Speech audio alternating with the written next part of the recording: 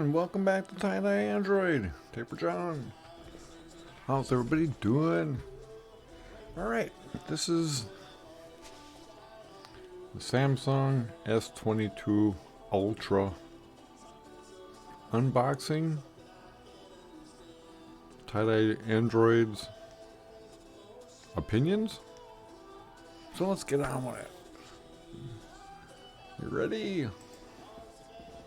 Alright, here we are. Okay.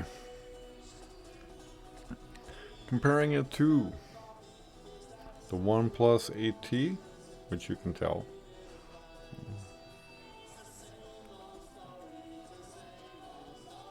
Okay, so in here is the Note 10, S22 Ultra, or the Note 22. Okay, size, about an 1/8 inch taller. The Note 10, S22 Ultra, Note 10 or Note 22 is actually 1/8 inch bigger. But I noticed it kind of feels like the Note 8, Note 9, and I mean it's got the original Note 5, Note 3 beveled edges, but they went back to the square corners. So that was weird. I expected it to be rounded corners, but yeah, they went back to the square corners. So it kind of feels bulkier now.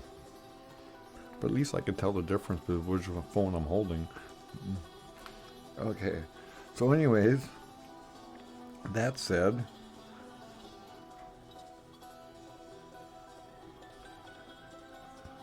the internal specs, they actually vary from the size that you actually got. So if you got the Ultra 128 and the 512, you're probably getting about 4 to 8 gigabytes of RAM. And if you get the 512, you're getting 512 gigabytes of RAM, and you're also getting 12 gigabytes of 512 gigabytes of internal storage. Then you will get 12 gigabytes of RAM.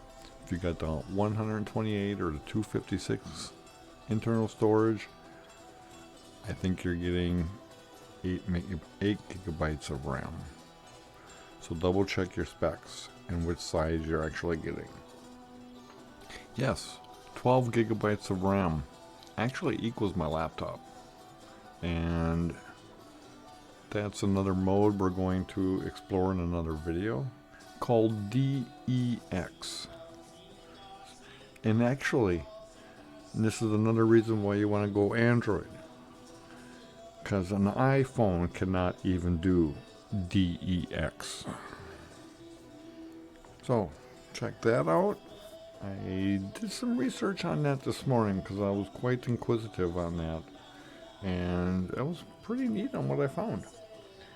So, physical features, square, looks like it went back to like the older models. That's fine. The internal speaker specs, like I said, that varies on a device, so check that out. Be cautious before you actually purchase one. So I'm glad I waited 2 weeks for the 512. I think my wife got her 128 gig within 2 days. So I'm glad I waited. She doesn't need the hardware like I would need the hardware, and she's not much of a geekster as I am. So those are the specs. That's why I'm not going too much into the battery, RAM, and storage. because like I said, you have to go back and check on those each internal specs. They will vary. So, but it's going to be hard for me to say this. But the features of One UI, formerly known as TouchWiz, you know, the launcher and Samsung's, you know, operating system, basically. I'm not using the Nova launcher for one on this time around. I'm gonna stick with the One UI, formerly known as TouchWiz. You know I gotta get my digs in there. You know I have to get my digs. Yes, and it's also hard for me to say Ultra or S22 without saying a note in front of it. You know, and that's kind of weird for me. I'm sorry. Samsung, you actually were going to... Actually, I was actually boycotting, and it's like, can't take away the Note series. But I like some of the features that you have, like the Smart Widget was one. Smart Widget.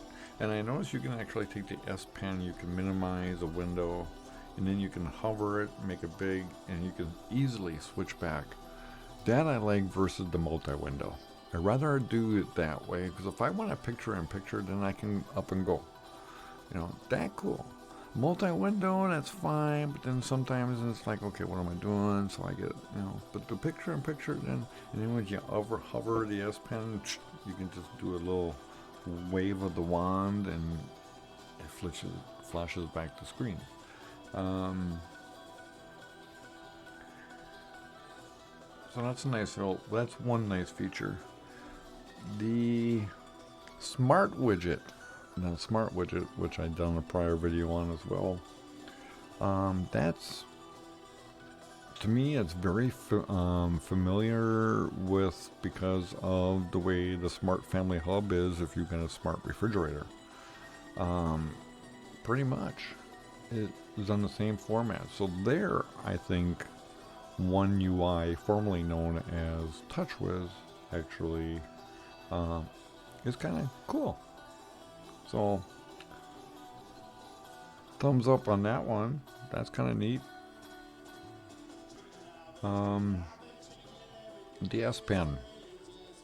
I love the S Pen. Always have. Always have to love the S Pen. I can't live without an S Pen. You guys sit there and, I mean, every video, like, I hardly ever use it. I hardly ever use the S Pen, but it's nice to have in certain things, you know, for remote control. And it's like, you know, I loved the S Pen before we had the little Bluetooth capabilities on it, you know. I liked it for writing. Remember something that we did, the old term, one of the original terminologies when Android was first booming. You know, you had the butt dial, you had the pocket dial, and you had the breast dial, and now you got the fat fingers, and, you know. So the S Pen always cured my fat finger. You know, you're always pushing on the keys. So I always loved the S Pen for that. And this time around, I think I'm going to do that handwriting stuff once in a while. So I already got some of that set up and some of it put on the back burner. Screen capturing, I love the S Pen for that. And now we can do the magnifying glass, and we can do it at a glance. Those two features I love on the S Pen. Other than that, yeah, I really don't use it. So right there, I just claimed I use the S Pen for at least 6, 7 different things. And nobody uses the S Pen? Okay, that's fine. That's fine. I love you, S Pen, I love you. But, you put it on the left side? You put it on the left side. Okay, so let's take a look at this. I grab the phone with my left, and I pull out with my right, because I write with my right. That's fine. That's fine. But there's times where the main right-handers will grab the phone with their right hand. Now they pull it out with their left. Now you gotta switch hands. See where I'm saying? Now you gotta switch hands. And switch. So keeping it on the right, I thought was very beneficial, because then I can pick up the phone with my left. Now I gotta pick it up. So now you actually gotta make sure mentally that you're picking up the phone with your left and not your right.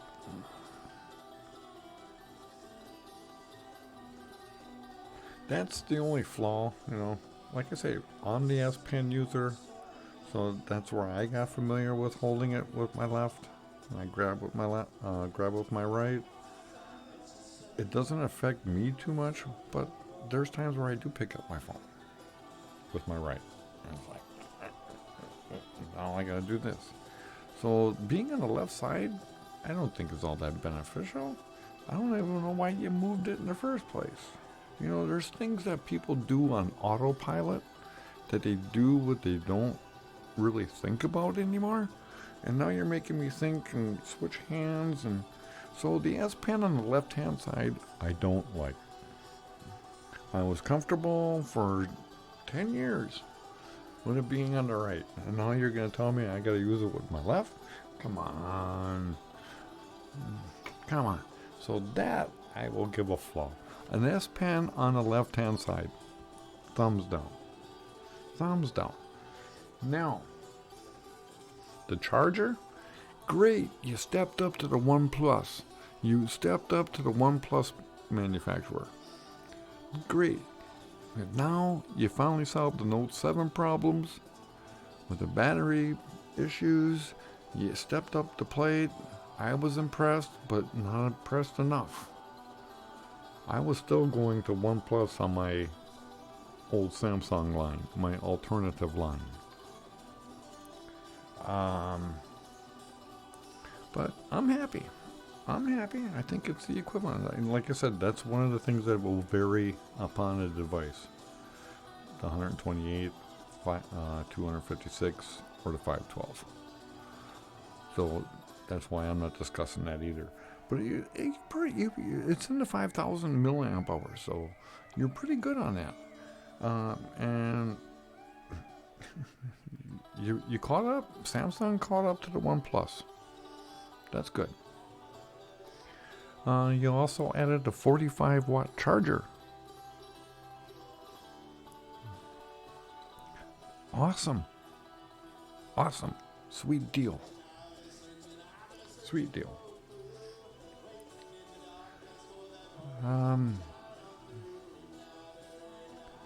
But you don't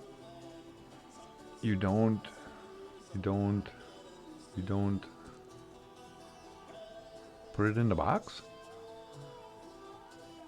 Now we have to pay an extra $50, $50 to actually have it shipped to us separately. It's not in the box. You get the cheap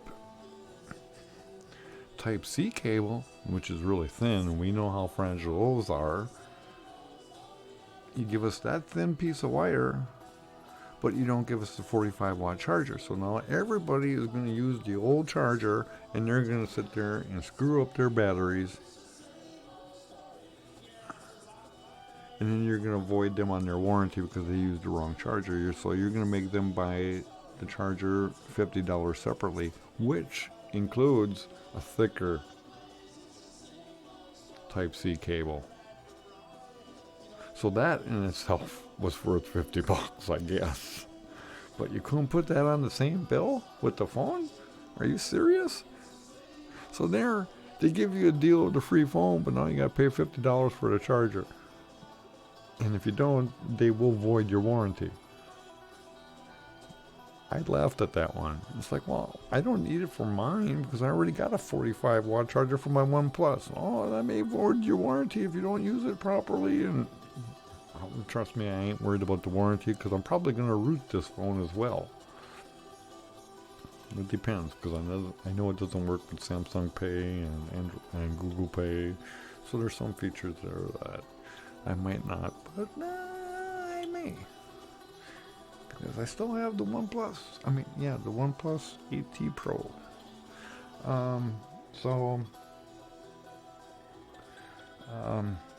Those are some of the features. Like I said, I don't like the charger deal.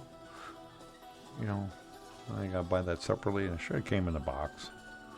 I still paid $50 for it, but I could have gave it to me all in one box. Think about it.